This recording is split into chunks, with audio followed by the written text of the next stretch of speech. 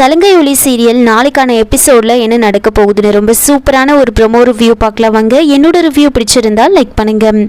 நக்ஷத்ரா வச்சுட்டு இருந்த அந்த டிஷர்ட்டை வந்து செரி அவங்க தங்கச்சி எடுத்து வச்சுட்டு இருப்பாங்க. நக்ஷத்ரா வந்துட்டு அபூர்வாவோட சித்தி கிட்ட போயிட்டு அந்த டிஷர்ட்டை கேட்டு சண்டை போடுவாங்க. அப்போ கரெக்டாக செரி அவங்க தங்கச்சி அந்த டிஷர்ட்டை எடுத்துகிட்டு போகிறாங்க.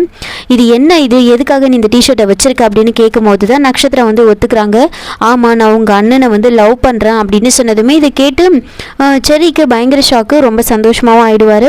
அப்போது நக்ஷத்ரா கிட்ட வந்து பேசிட்டு உடனே வந்து அவங்க தங்கச்சியும் ககனுக்கு வந்து கால் பண்ணுறாங்க. கால் பண்ணி ரெண்டு பேரும் சேர்ந்து ஒரு பாட்டு வந்து பாடுறாங்க. உடனே ககனுக்கு ஒன்றுமே புரியல, என்ன எதுக்காக கால் பண்ணிட்டு பாட்டு பாடிட்டு இருக்கீங்க அப்படின்னு கேட்க, அதுக்கு வந்துட்டு சரி வந்து சொல்கிறாங்க, உன்னோட லவ் ஸ்டோரி பற்றி தெரிஞ்சிடுச்சு, இவ்வளோ நாளும் நீ லவ் பண்ணுற பொண்ணு இந்த வீட்டில் தான் இருக்காங்க, நீ சொல்லாமல் போயிட்டியே அப்படின்னு சொல்ல, அப்போ உண்மை தெரிஞ்சிடுச்சா, இல்லை உங்ககிட்ட சொன்னால் நீ எல்லாருக்கிட்டையும் சொல்லிடுவேன், அதனால தான் நான் சொல்லலை அப்படின்னு வந்து சொல்கிறாங்க.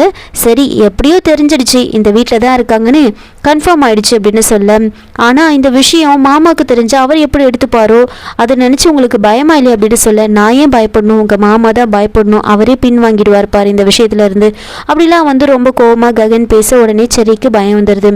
பேசிட்டு ஃபோனை வச்சிடுறாங்க. இன்னொரு பக்கம் சந்திரா ரொம்ப கோவமாக வந்து வீட்டுக்கு வருவாங்க. அப்போ வந்துட்டு அபூர்வா போயிட்டு சந்திரா கிட்ட வந்து பேசுகிறாங்க. என்ன மாமா என்ன ஆச்சு, அந்த ஏலம் என்ன ஆச்சு அப்படின்னு கேட்க நடந்த விஷயத்தை வந்து கிருஷ்ணா கிட்ட இருந்து கேட்டு தெரிஞ்சுக்கிறாங்க. சந்திரா ரொம்ப டென்ஷனாக உட்காந்துட்டு இருக்கிறத பார்த்துட்டு நேராக அபூர்வா போயிட்டு சொல்கிறாங்க, என்ன மாமா அந்த ஒரு ஏலம் உங்கள் கைவிட்டு போயிடுச்சு அப்படின்றதுக்காக வந்து இவ்வளோ டென்ஷனாக இருக்கீங்களா, அந்த ககன் எடுத்துகிட்டு போயிட்டோம் அதுக்காக ஏன் இவ்வளோ டென்ஷனாக இருக்கீங்க அப்படின்னு சொல்ல, உடனே சந்திரா வந்துட்டு அது என் கைக்கு வரலன்னா நான் கவலைப்படல, ஆஃப்டர் ஆல் அது வந்துட்டு 70 கோடி தான் மதிப்பு போகுமே, ஆனால் அது அவன் 500 கோடிக்கே எடுத்திருக்கான், ஏலம் எடுத்திருக்கான், அவனுக்கு தான் நஷ்டம், அதை பற்றிலாம் நான் கவலைப்படலை அப்படின்னு சொல்கிறாங்க. அப்புறம் ஏன் நீங்கள் இவ்வளோ சோகமாக இருக்கீங்க, நீங்கள் சந்தோஷமாக தானே இருக்கணும் அப்படின்னு சொல்ல, ஆனால் அதில் வந்து ஒரு டவுன்ஷிப் கட்டி அதுக்கு நம்ம பொண்ணோட பேரை வைப்பேன்னு அவன் சொன்னான் அப்படின்னு சொன்னதுமே உடனே அபூர்வாவுக்கு கோவம் வருது. அபூர்வா வந்து நம்ம பொண்ணை நக்ஷத்ராவை தான் சொல்கிறாங்க அப்படின்னு நினச்சிக்கிட்டு, நீங்கள் அவனை சும்மாவை விட்டீங்க, நம்ம பொண்ணு பேரை வந்து வைப்பேன்னு சொன்னால் நீங்கள் அதை கேட்காம விட்டீங்களா அப்படின்னு சொல்ல, நான் கேட்காம இருப்பேனா, நான் கேட்டால் அவள் என்ன உங்களோட சொந்த பொண்ணா அப்படின்னு வந்து அவன் என்னை கேட்குறான் அப்படின்னு வந்து சொன்னதுமே அதுக்கப்புறம் தான் அபூர்வா யோசிக்கிறாங்க. ஓஹோ, அப்போது நக்ஷத்ராவை சொல்லலை, அவன் பூமியை தான் சொல்கிறான் அப்படின்னு வந்து யோசிச்சுட்டு இருக்காங்க. பூமி வந்துட்டு அவன் பார்வைக்கு வேணா என் சொந்த பொண்ணா அவனுக்கு இல்லாமல் இருக்கலாம், ஆனால் என் மனசில் அவள் என்னோட சொந்த பொண்ணு தான், என்னோட மக தான் அவன் இந்த மாதிரிலாம் வந்து பேசுகிறான் அப்படின்னு ரொம்ப டென்ஷனாக வந்து பேசிக்கிட்டே இருப்பாங்க. நாளைக்கு 10 மணிக்குள்ளே அவன் இந்த வீட்டுக்கு வந்து பூமியை கூட்டிகிட்டு போகிறேன்னு என்கிட்டயே வந்து அவன் சவால் விடுறான் அப்படின்னு சொல்கிறாங்க. இதெல்லாம் கேட்டதுமே வந்துட்டு அபூர்வாக்கு என்ன பண்ணுறதுனே புரியல. அப்போ நம்ம பொண்ணு கிடையாது, அப்போ பூமியை தான் வந்து சொல்கிறாங்க. ஒருவேளை அந்த பூமி அவனை லவ் பண்ணுறாலும் அவன் இவ்வளோ கான்ஃபிடென்ட்டாக சொல்கிறான்னா கண்டிப்பாக வந்துட்டு அப்போ பூமியோ லவ் பண்ணுவா அப்படின்லாம் வந்து அபூர்வாக்கு சந்தேகம் வருது. இதை பூமிக்கிட்டே கேட்கலாம் அப்படின்னு வந்து யோசிச்சுக்கிட்டு இருப்பாங்க. இன்னொரு பக்கம் என்ன பண்ணுறாங்கன்னா ககன்கிட்ட கேட்டு கன்ஃபார்ம் பண்ணதுக்கப்புறமா செர்ரியும் அவங்க தங்கச்சியும் வந்துட்டு நக்ஷத்ரா கிட்ட கேட்கலான்னு போகிறாங்க. இன்னொரு பக்கம் ககன் என்ன பண்ணுறாருன்னா பூமிக்கு வந்து கால் பண்ணுறாரு. ஏற்கனவே பூமிக்கு கிருஷ்ணா வந்துட்டு இந்த விஷயத்தை எல்லாமே வந்து சொல்லிட்டு இருப்பாங்க. அதை நினச்சி பூமி வந்து ரொம்பவே பயந்துக்கிட்டு இருப்பாங்க. சந்திரா பேசினதெல்லாம் கேட்டுட்டு ரொம்ப டென்ஷனாக இருப்பாங்க. அப்போ கரெக்டாக ககன் பூமிக்கு வந்து கால் பண்ணி இந்த மாதிரி நாளைக்கு காலையில் நான் உன்னோட வீட்டுக்கு வரேன், நான் வந்து உன்னை கூட கூட்டிகிட்டு போக போகிறேன் அப்படின்னு சொல்கிறாங்க. அதெல்லாம் வேண்டாம் அப்படின்னு சொல்லும் போது, இங்கே பாரு நீ ஒழுங்காக உன்னோட ட்ரெஸ் எல்லாம் பேக் பண்ணிக்கோ, நாளைக்கு நான் உன்னோட வீட்டுக்கு வந்து கூட்டிகிட்டு போவேன், அப்படி அந்த சந்திரா அவமானப்படக்கூடாதுன்னு நினச்சேன்னா நீயே எங்களோட வீட்டுக்கு வந்துரு, அப்படி நீ வரலன்னா நான் வந்து உன்னை கூட்டிகிட்டு போயிடுவேன் அப்படின்னு சொல்ல, பூமி எவ்வளவோ பேச ட்ரை பண்ணுறாங்க, ஆனால் அவங்க எதுவுமே பேச மாட்டாங்க. நாளைக்கு நம்ம 2 பேருக்கும் கல்யாணம், எல்லா ட்ரெஸ் எல்லாம் பேக் பண்ணிக்கோ, அதனால நீ வந்து வீட்டுக்கு கிளம்பி வந்துரு, நம்ம 2 பேருக்கும் கல்யாணம் அப்படின்னு சொல்லிட்டு ஃபோனை வந்து வச்சுடுவாங்க. பூமிக்கு என்ன சொல்கிறதுனே தெரியாது. பூமி எவ்வளோ சொல்லியும் ககன் கேட்கவே மாட்டார்.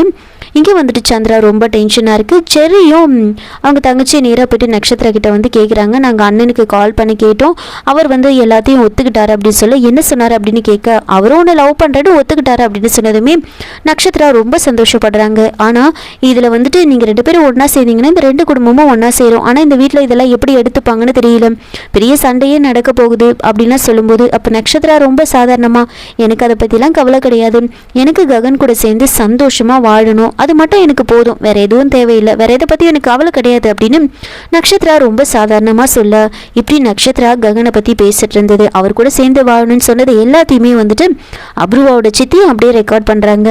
இன்னும் வேறு ஏதாவது சொல்லணும்னா சொல்லு, டேக் ஓகே அப்படின்னு சொன்னதுக்கப்புறம் தான் அப்ரூவாவோட சித்தியே எல்லாருமே வந்து திரும்பி பார்க்குறாங்க.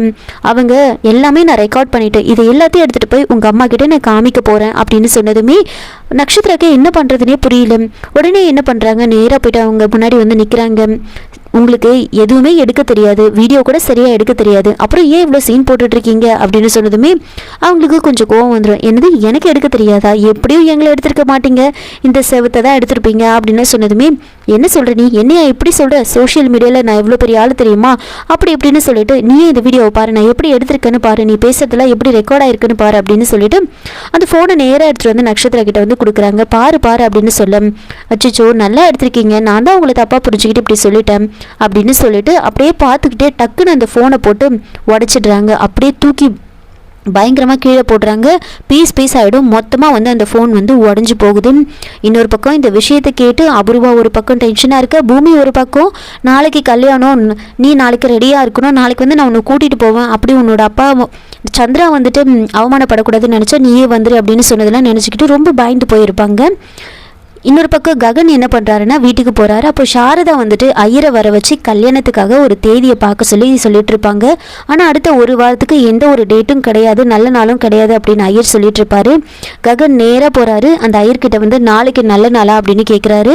அவர் நான் எதுக்காக கேட்குறீங்க அப்படின்னு சொல்ல, நாளைக்கு நல்ல நாளால் மட்டும் சொல்லுங்க அப்படின்னு சொல்ல, அவர் வந்துட்டு நாளைக்கு நல்ல நாள் தான் அப்படின்னு சொல்ல, அவர் கொஞ்சம் பணத்தை கொடுத்து நீங்கள் இங்கேருந்து போங்க, நான் டேட் ஃபிக்ஸ் பண்ணிட்டேன் அப்படின்னு சொல்லி அவங்கள அங்கேருந்து அனுப்பிடுறாங்க.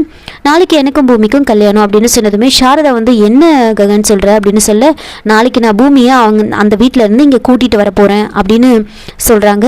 உடனே இந்த விஷயம் அந்த சந்திராக்கு தெரியுமா, அந்த சந்திரா கண்டிப்பா விட மாட்டானே அப்படின்னு சொல்ல, இதை நான் அவன்கிட்ட நேரடியாகவே சொல்லிட்டேன், ஒருவேளை அந்த சந்திரா அவமானப்படக்கூடாதுன்னு நினைச்சா அவனையே அனுப்பி வைக்க சொல்லியும் சொல்லிட்டேன், அப்படி அனுப்பி வைக்கலன்னா நானே போய் பூமியை கூட்டிட்டு வந்துடுவேன், இவ்வளோ நாளும் பூமி என்ன லவ் பண்றாளா இல்லைன்னு எனக்கு தெரியாம இருந்துச்சு, இப்போ அந்த குழப்பம்லாம் எதுவுமே கிடையாது, அதனால நானே போய் கூட்டிட்டு வர போறேன் அப்படின்னு சொன்னதுமே சாரதாக்கு ரொம்ப சந்தோஷம்.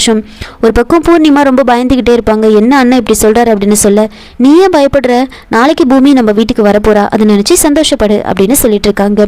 இன்னொரு பக்கம் அபூர்வாவும் அவங்க சித்தியும் இந்த பூமி கிட்ட நேரடியாகவே இப்போ போய் கேட்டுருவோம், அந்த ககன் இவ்வளோ கான்ஃபிடென்ட்டாக சொல்றான் அப்படின்னா கண்டிப்பா இவ்வளோ அவனை லவ் பண்ணணும், அந்த விஷயமா தான் இருக்கும், நம்ம போயிட்டு இதை பத்தி அவர்கிட்டே கேட்போம் அப்படின்னு சொல்லிட்டு நேராக போயிட்டு பூமி கிட்ட இதை பத்தி கேட்க போறாங்க. இதோட இந்த ப்ரோமோ வந்து முடிச்சிருக்காங்க. என்னோட ரிவ்யூ பிடிச்சிருந்தா லைக் பண்ணுங்க, மறக்காம சப்ஸ்கிரைப் பண்ணுங்க. Thank you.